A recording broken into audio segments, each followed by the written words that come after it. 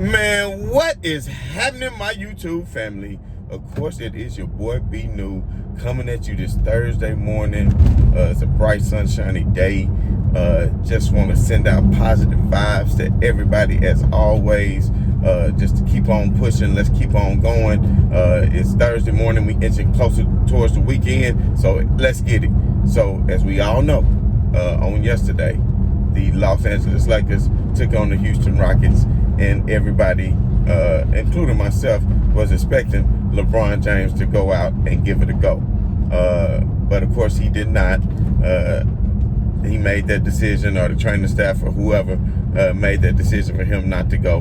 And everybody, of course, wanted to make a big deal out of it. To me, it's really not a big deal, and it may even point to what I've been saying, that the Lakers really want that number 7 seed. They really want that path to the finals to go. And not saying that because they could have folded and lost the game, but nobody's going to go out and deliberately lose a game. Now, you can say, hey, and Popovich was the one who started this a long time ago with resting players and things like that.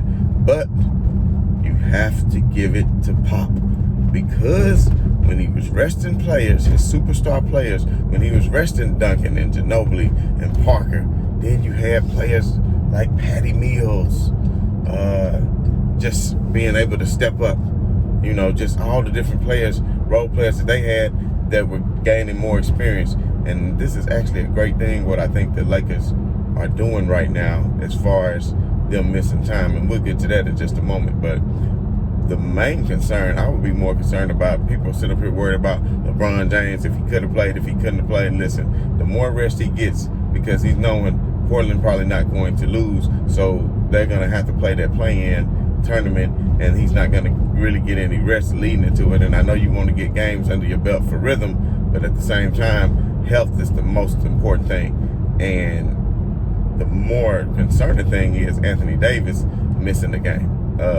Now, I really think if it was the playoffs, he would be playing, of course.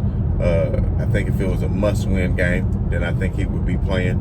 But right now, to me, it goes to show that I think the Lakers are actually content where they are.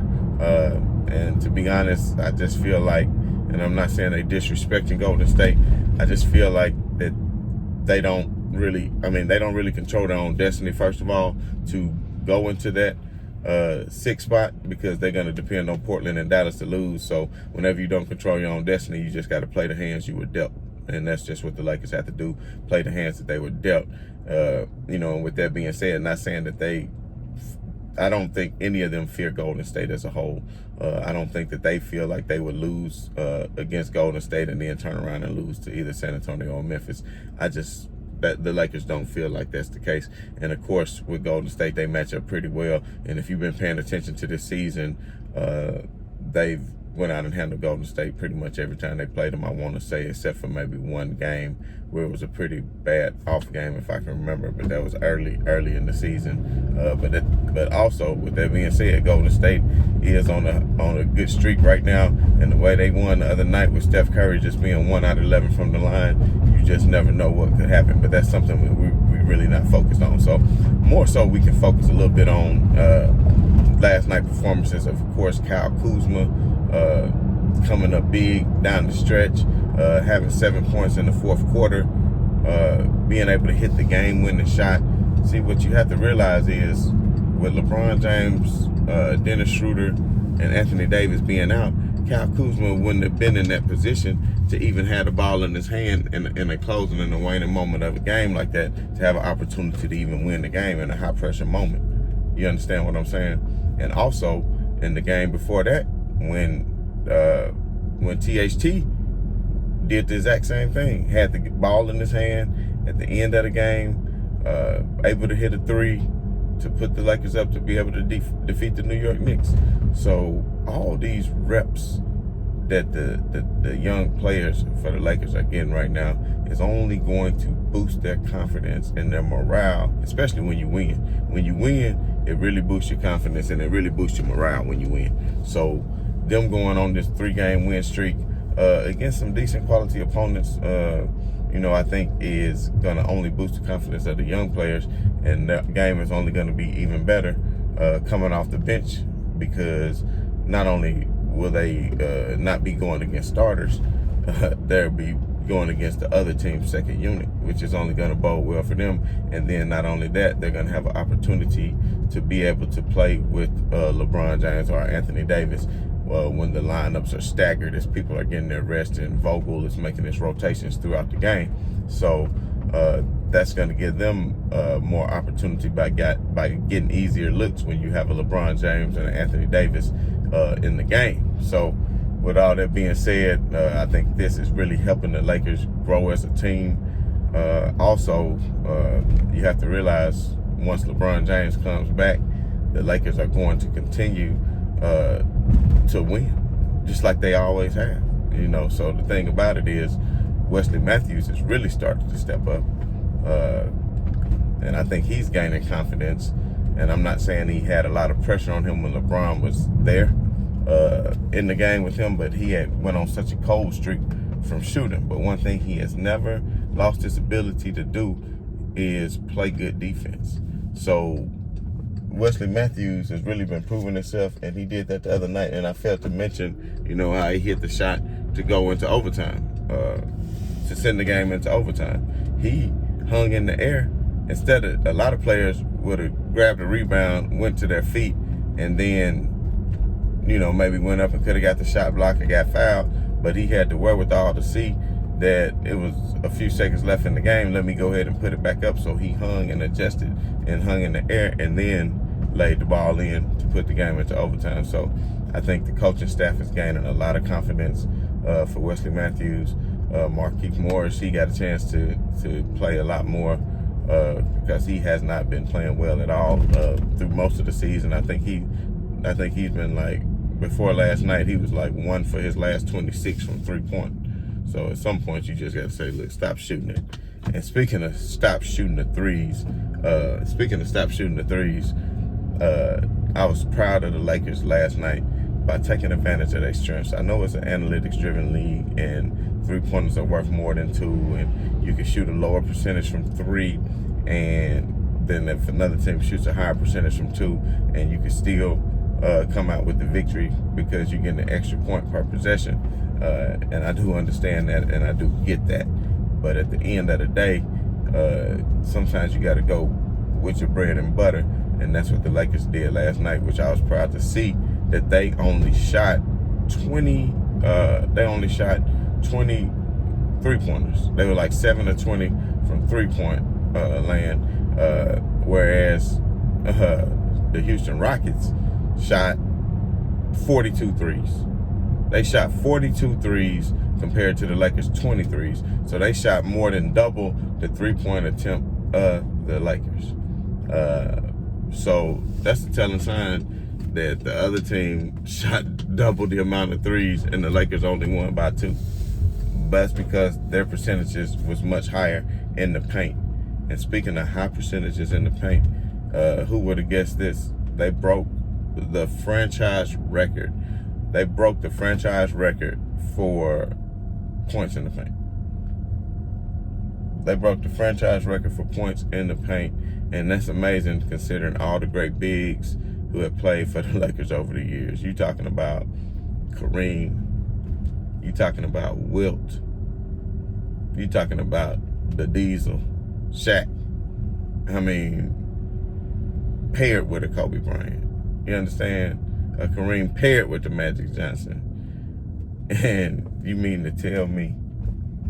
And that's why, I mean, some of these numbers are, I won't say inflated because that's not a game. I mean, that was a typical score that you might have seen sometimes in the 80s. I know the 90s was more defensive and they shut it down a lot more and slowed down the pace of the game, where you saw a lot of low-scoring games. It was 95 to 80, something like that.